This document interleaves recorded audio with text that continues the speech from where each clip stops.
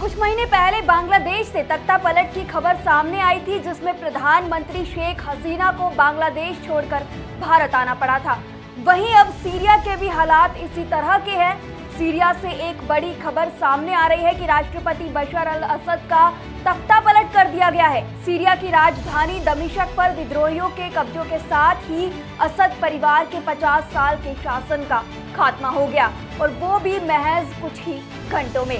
राष्ट्रपति असद देश छोड़कर रूस भाग गए हैं, जिन्हें राष्ट्रपति व्लादिमीर पुतिन ने राजनीतिक शरण दी है। रूस की समाचार एजेंसियों की खबरों के अनुसार सीरिया के अपदस्थ राष्ट्रपति बशर अल असद अपने परिवार के साथ मॉस्को पहुंच गए हैं और उन्हें शरण दी गई है। इससे कुछ घंटे पहले ही विद्रोहियों ने राजधानी दमिश्क में घुसकर असद परिवार के 50 साल के शासन का अंत कर दिया था। चलिए बताते हैं कि पूरा माजरा कहां से शुरू हुआ। रूसी समाचार एजेंसियों तास और RIA ने राष्ट्रपति कार्यालय क्रेमलिन एक अज्ञात स्रोत का हवाला देते हुए बताया कि असद और उनके परिवार को मॉस्को में शरण दी गई है।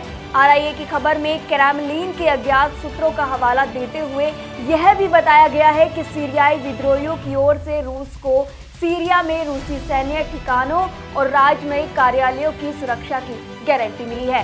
हालांकि खबर में डिटेल में जानकारी नहीं दी गई है, लेकिन बता दें कि असद परिवार तड़के सीरिया से रवाना हुए थे। अब आपको बताते हैं कि ये कब्जा करने की कहानी शुरू कहां से हुई।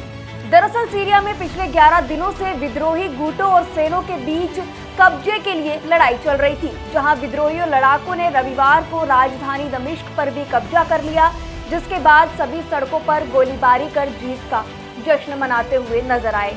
दमिश्क में चौराहों पर जश्न मनाती हुई भीड़ इकट्ठा हुई और सीरियाई क्रांतिकारी ध्वज लहराया गया, जिससे अरब स्प्रिंग विद्रोह के शुरुआती दिनों की याद ताजा हो गई। असद और अन्य शीर्ष अधिकारियों की कोई खबर न होने के बाद अनेक लोगों ने राष्ट्रपति भवन और असद परिवार के आवास में तोड़फोड़ की। दूसरी ओर सीरिया में जारी बवाल के बीच भारत ने भी अपने नागरिकों को वहां की यात्रा से बचने की सलाह दी है। साथ ही सीरिया में रह रहे नागरिकों से सावधानी बरतने की भी अपील की है। अब आपको बताते हैं कि असद की सत्ता में शुरुआत कहां से हुई। असद 2000 में सत्ता पर आसीन हुए थे।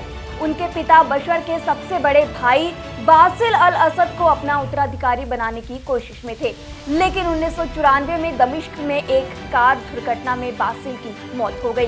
बशर अल असद पर गृह युद्ध के दौरान युद्ध अपराध और मानवता के खिलाफ अपराध का आरोप लगाया गया है, जिसमें 2013 में राजधानी के बाहरी इलाके में रासायनिक हथियारों से हमला भी शामिल है। रूसी विदेश मंत्री सर्गेई लावरेव ने कहा कि उन्हें सीरियाई लोगों के लिए खेद है, रूस असद का मुख्य समर्थक है। बता दें कि सीरिया में विद्रोहियों के अप्रत्याशित हमले की शुरुआत 27 नवंबर को हुई थी, जब बंदूकधारियों ने सीरिया के सबसे बड़े उत्तरी शहर अलेप्पो और देश के चौथे सबसे बड़े शहर हमा पर कब्जा कर लिया था। असद की सरकार के रविवार को गिरने के साथ ही सत्ता पर काबिज रहने के उनके लगभग 14 साल के संघर्ष का नाटकीय अंत हो गया है। सीरियाई गृह युद्ध में लगभग 5 लाख लोग मारे गए हैं और देश की आधी आबादी विस्थापित हो गई है। जैसे जैसे विद्रोह गृह युद्ध में तब्दील होता गया, लाखों सीरियाई लोग सीमा पार करके जॉर्डन, तुर्की, इराक और लेबनान और यूरोप की ओर भाग गए। वहीं इस मसले पर USA के नवनिर्वाचित राष्ट्रपति डोनाल्ड ट्रंप पहले ही अपना रुख साफ कर चुके हैं। उन्होंने सीरिया में 13 वर्षों से चल रहे युद्ध से निपटने में अमेरिका के समग्र रवैये की भी निंदा की है। उन्होंने शनिवार को पोस्ट में लिखा, सीरिया में अव्यवस्था का माहौल है, लेकिन वह हमारा मित्र नहीं है और अमेरिका का इससे कोई लेना देना नहीं होना चाहिए। यह हमारी लड़ाई नहीं है, इसमें शामिल ना हो।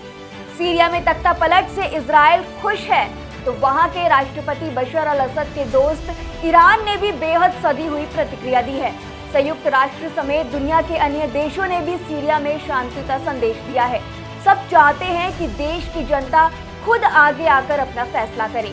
अमेरिका ने सीरिया में पूर्वी हिस्से में अपनी सेना को चुस्त रहने और जरूरत पड़ने पर संख्या बल बढ़ाने की वकालत की है, क्योंकि वह नहीं चाहता कि किसी भी सूरत में IAS और अल कायदा सीरिया में चल रही अस्थिरता का लाभ उठाकर सिर उठा सके। सीरिया की सत्ता विद्रोही गुटों के हाथ आने के बाद यह जानना जरूरी है कि आखिर इजराइल इससे खुश क्यों है। दरअसल इजराइल यह जानता है कि सीरिया में नई सरकार का गठन होगा, लेकिन अंदरूनी तौर पर विद्रोही गुट आपस में लड़ते रहेंगे। पड़ोसी देश होने की वजह से गृह युद्ध में फंसे रहे सीरिया की किसी भी अच्छी या बुरी परिस्थिति का सीधा असर इजराइल पर पड़ता आ रहा है और आगे भी रहने की संभावना से इनकार नहीं किया जा सकता। इजराइल यह मानता है कि जिस तरीके से हमास और हिजबुल्लाह की कमर उसने हाल के दिनों में तोड़ी है, उसका फायदा लंबे समय तक उसे मिलने वाला है, क्योंकि इन विद्रोही गुटों के अनेक कमांडर्स इजरायली सुरक्षा बलों ने मार गिराए हैं।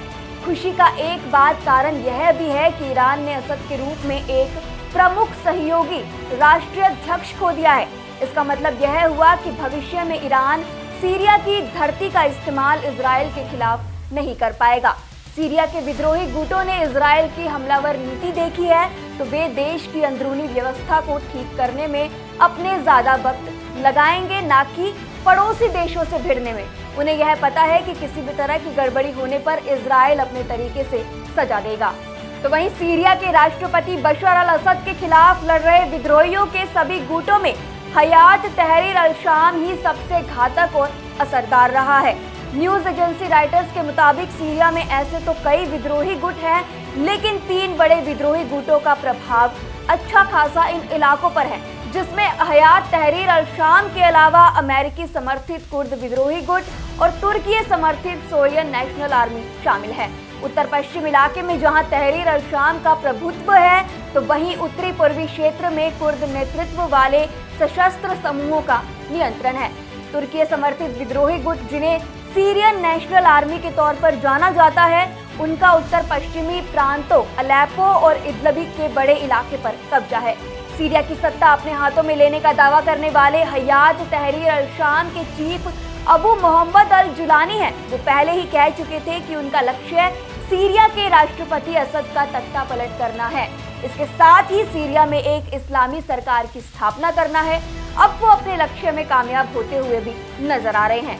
इधर हयात तहरीर अल शाम ने अपने टेलीग्राम चैनल पर बयान जारी कर कहा है कि देश में एक काले अध्याय का अंत हो गया है, नई शुरुआत हो रही है। विद्रोही गुट ने कहा कि बीते 5 दशकों से असद की सत्ता के कारण विस्थापित हुए लोग या वो लोग जिन्हें कैद कर रखा गया था, वो अब वापस आ सकते हैं। विद्रोहियों का कहना है कि ये एक नया सीरिया होगा, जहां हर कोई शांति से रह सकेगा, न्याय का शासन होगा। हालांकि सीरिया में तख्ता पलट पर आपकी क्या राय है, हमें कमेंट सेक्शन में जरूर बताएं। शुक्रिया।